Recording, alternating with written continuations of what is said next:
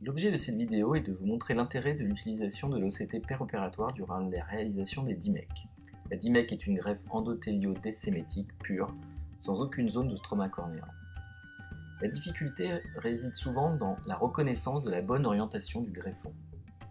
Ici, l'aspect classique en double rouleau, il est bien difficile de reconnaître le sens.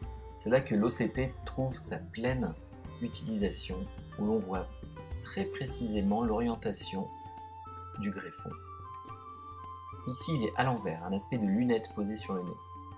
On va injecter du BSS en chambre antérieure qui permet de le retourner pour obtenir un greffon positionné dans le bon sens. L'endothélium est toujours situé sur la face extérieure du rouleau. Ici, donc, nous revoyons l'aspect à l'endroit du greffon.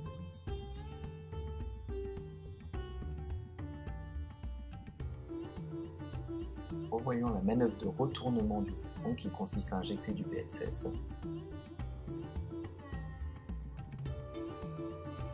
Voici l'aspect dans le mauvais sens. Nous revoyons le positionnement dans le bon sens du greffon. L'étape suivante consiste en l'étalement du greffon décémétique. Il faut vider la chambre antérieure de manière à obtenir une athalamie quasi complète. Puis on va ensuite étaler le greffon à l'aide d'une canule de Rycroft.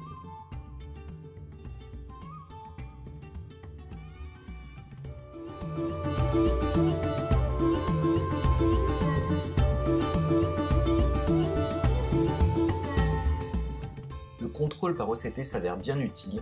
Il faut vérifier que nous avons bien étalé entièrement le greffon et que celui-ci est toujours dans le bon sens. On voit que le greffon est quasiment déjà plaqué sur la surface cornéenne et que le bord de celui-ci est enroulé dans la bonne direction, témoignant de la bonne position du greffon.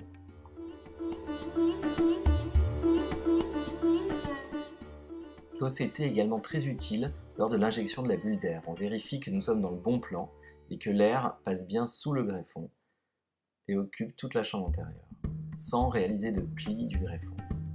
L'aspect est très satisfaisant lors de ces contrôles OCT. L'OCT péropératoire est donc un apport indéniable lors de la réalisation des DIMEC.